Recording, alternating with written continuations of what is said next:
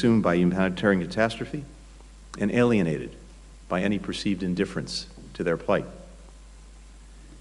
This is what binds us as human beings. I've seen images too of Palestinian children, young boys and girls, pulled from the wreckage of buildings. When I see that, when I look into their eyes through the TV screen, I see my own children. How can we not? Hamas doesn't care 1 second or 1 iota for the welfare, for the well-being of the Palestinian people.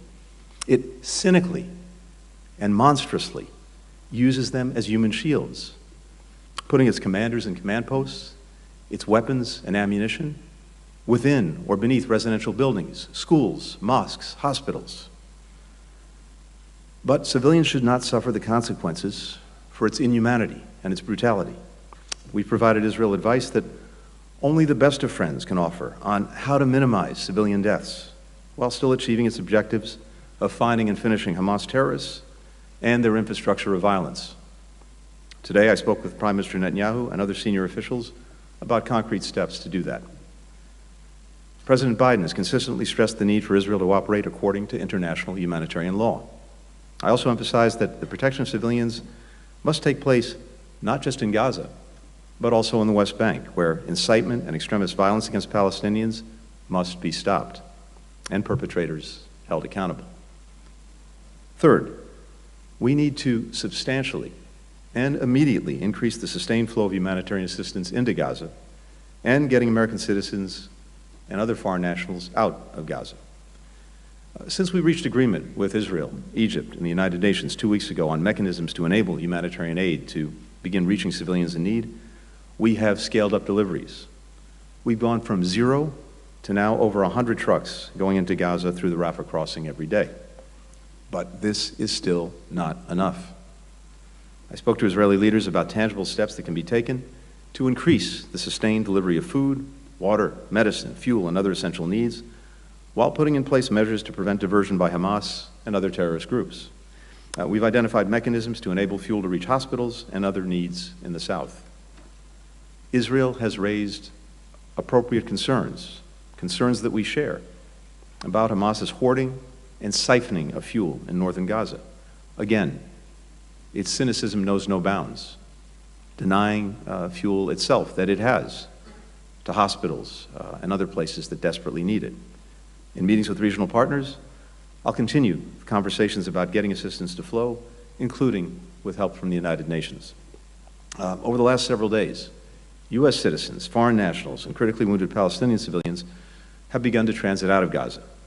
We expect more to leave over the coming days. Even as these people are able to exit Gaza, we remain relentlessly focused on securing the release of hostages, including American citizens. We discussed these ongoing efforts today. Our Deputy Special Representative for Hostage Affairs, Steve Gillen, who came with me on my first visit a couple of weeks ago, has remained here on the ground to help bring our people home and also to work with their families. We believe that each of these efforts would be facilitated by humanitarian pauses, by arrangements on the ground that increase security for civilians and permit the more effective and sustained delivery of humanitarian assistance. That was an important area of discussion today with Israeli leaders. How, when, and where these can be implemented, what work needs to happen, and what understandings must be reached. Now, we recognize this would take time to prepare and coordinate as well with international partners.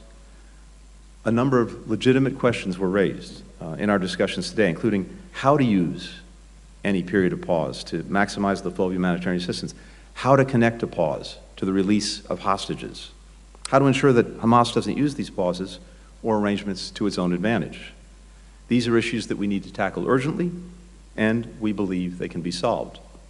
We've agreed to have our teams continue to discuss practical solutions. I've instructed our Special Envoy for Middle East Humanitarian Issues, David Satterfield, who's been doing remarkable work here over the last couple of weeks, to continue these discussions. Ultimately, we believe this can be a critical mechanism for protecting civilians while enabling Israel to achieve its objectives of defeating Hamas.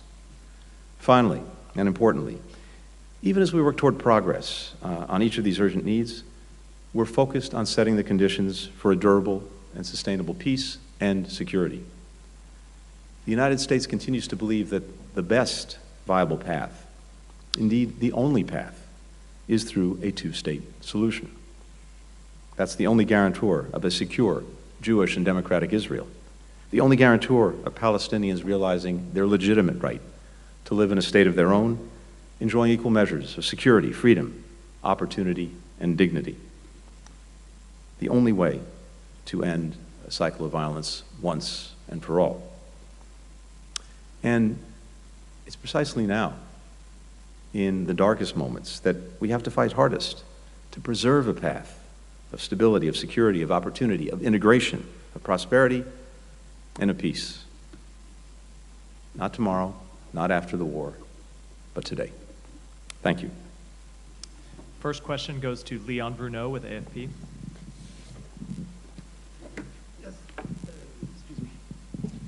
Hi, Léon Bruneau, Agence France-Presse. Thank you for doing this, Mr. Secretary.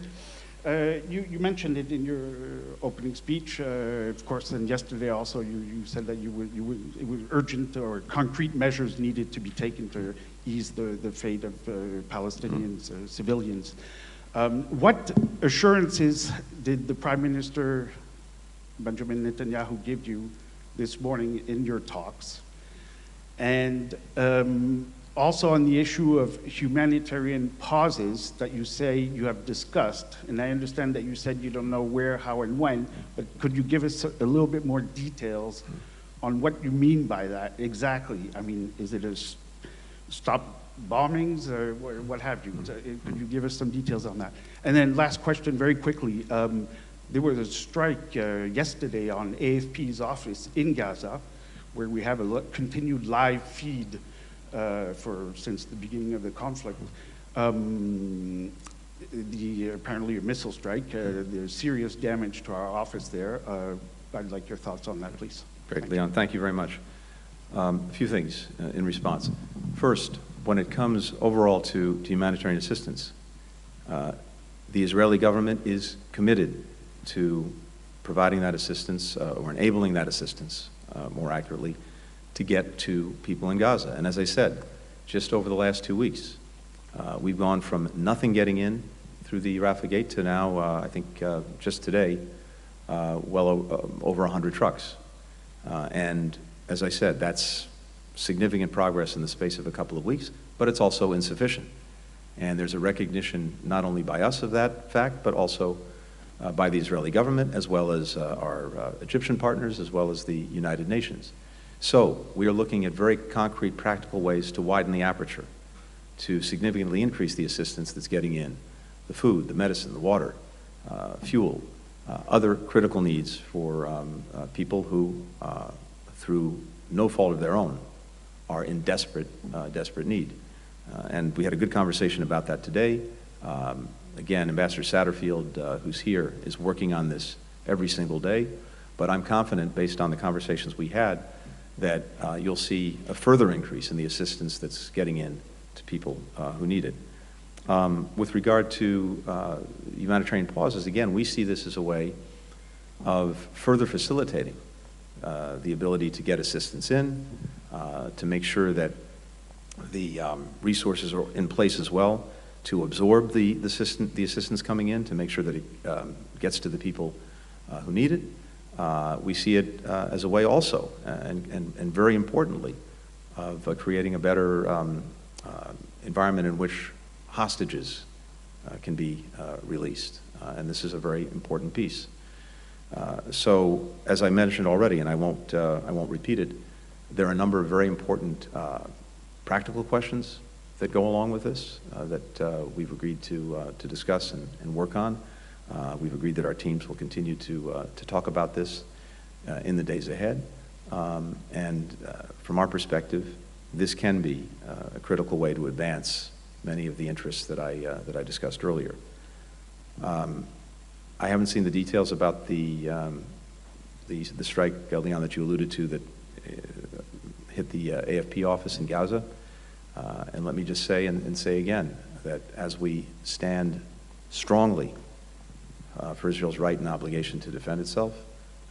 We also believe that it's vitally important how Israel does this, including with the highest regard for the protection of civilians, and that, of course, includes journalists who are doing extraordinary work under the most dangerous conditions to tell this story to the world, something that we deeply admire, deeply respect, and we want to make sure that they're protected. The next question goes to Corinne Betzalel with Channel 12. Thank you. Thank you, Secretary Blinken, for being here. Two issues. Hassan Nasrallah, the Secretary General of Hezbollah, is talking right now. If following his speech or his remark, another front will open in the north, will the US actually use its firepower in the region, not only to deter, but also to destroy, target in Lebanon, or if needed in Iran? And on the hostages, the Biden administration is asking Israel for a temporary pause, and we understand it is not a ceasefire, but do you have any guarantees, any assurances that this temporary pause will lead to hostage release? And I know you have heard the family of the hostages today outside the Kiryat base. And if, may I, can you assure us that the United States will not hold Israel back before the main objective of this war will fulfill, which is eliminating Hamas? Thank you. Thank you. Let me take the second question first. There are no guarantees about anything. As a general proposition, and maybe even more specifically in the context of the fight against Hamas. But we are absolutely focused on getting hostages back and getting them back to their families in safety. And we believe that, among other things, a humanitarian pause could help that effort, could facilitate it. It's one of the reasons why we're focused on it. But regardless, our determination to get people back is manifested every single day in our efforts to do just that. And as I said, and said repeatedly, and as President Biden has said and said repeatedly, we stand strongly with and behind Israel in its right and obligation to defend itself, defend its people, and take the steps necessary to try to ensure that this never happens again. Nothing has changed, and that won't change. With regard to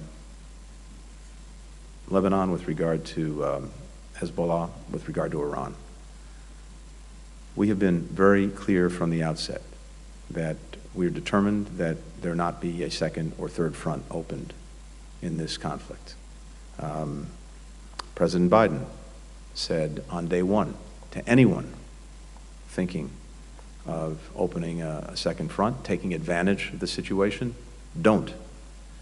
And we backed up those words, not only with work that we've done with many partners in the region to reinforce that message, but with practical deeds, including the deployment of 2 aircraft carriers battle groups to the region, including with action that we've taken, for example, against missiles coming from Yemen in the direction of Israel, shooting them down, including as well with strikes that we took in response to multiple attacks on our personnel in Iraq and Syria who were there, as I said earlier, to try to prevent a resurgence in the region of ISIL, of Daesh.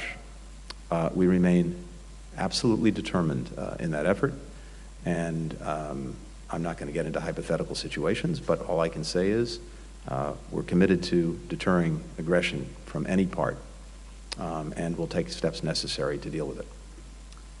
For the next question, Vivian Salama with the Wall Street Journal. Mr. Secretary, thank you, as always, for bringing us along with you and your travels.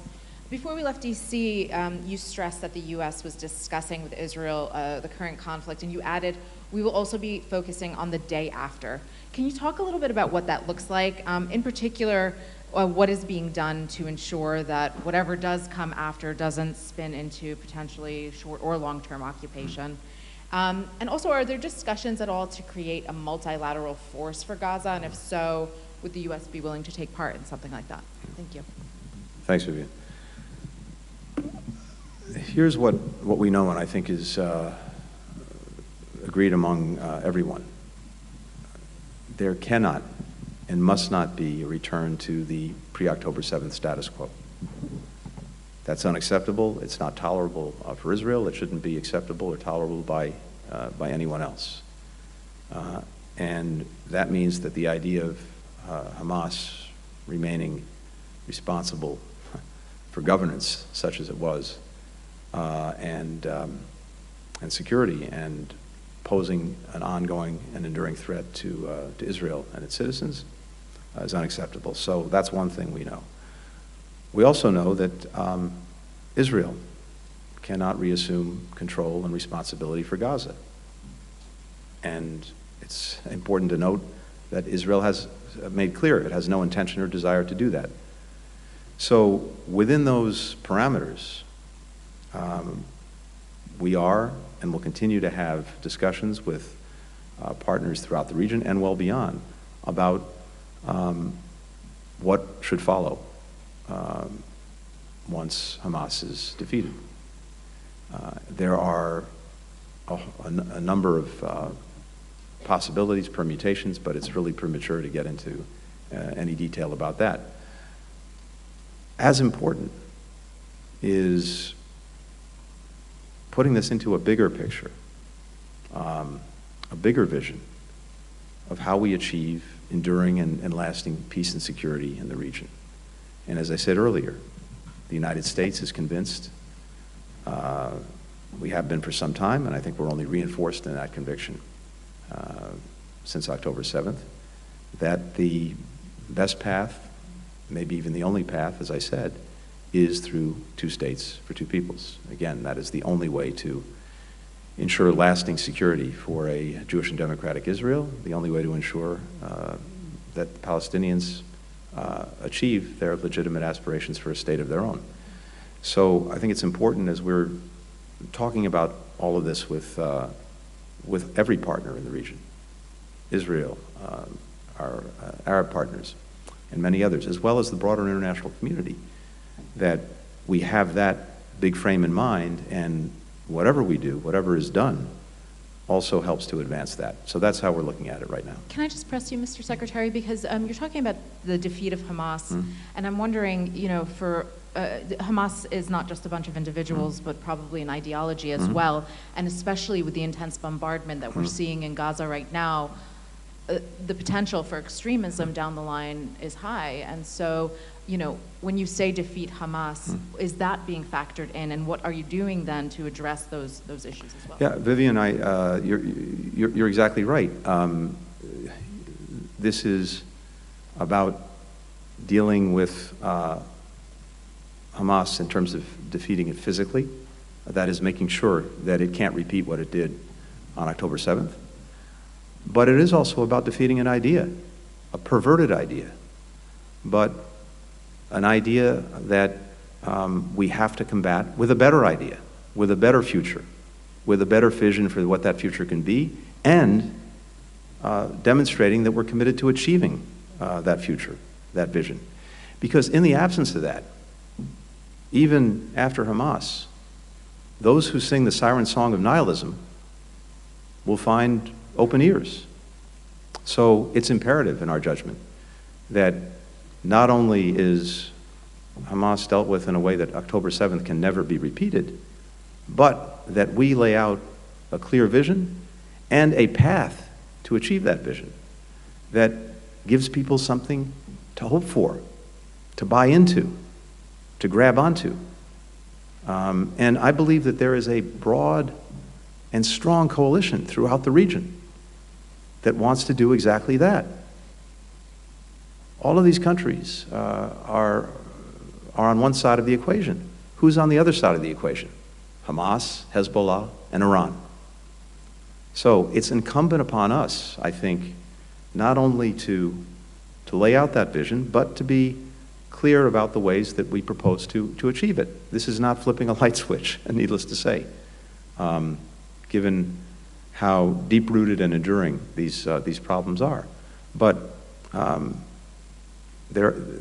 we have to address this, and we have to address it in concrete ways and with determination.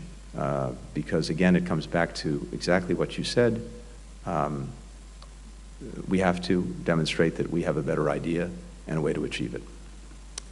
For the final question, Muhannad Tutunji with BBC. Thank you, Mr. Secretary. First question, the whole world is looking to end this war. When will you ask Israel to stop it? And the next question, the wave of settler violence is increasing with unarmed Palestinians being killed daily. What is the United States doing to address increasing settler violence against Palestinians in the West Bank? Thank you. Thank you. With regard to the first part of the question, again, I'll repeat what I've said. We stand behind Israel's right and indeed obligation to defend itself and to do everything it can to make sure that October 7th never happens again. And we will continue to stand with Israel to achieve that. And as I've also said repeatedly, the way that Israel does so matters, and we've discussed today, as well as in many preceding days, the imperative of doing everything possible to protect civilians, the imperative of doing everything possible to get assistance to those who need it. With regard to extremist violence that we're seeing in the West Bank, this is something that before October 7th was a real concern for the United States, and one that we repeatedly raised in our engagements with the Israeli government, and it's an acute concern right now. Look, I don't want to speak for the Israeli government. It's not appropriate, but I think it's fair to say that what I heard today was a clear commitment from the government to deal with extremist violence in the West Bank, to condemn it, to take action to prevent it, to take action against those who perpetrate it. So this is important, and we will be looking closely to ensure that our friends make good on that commitment. Thank you. Thank you very much. Thanks, everyone.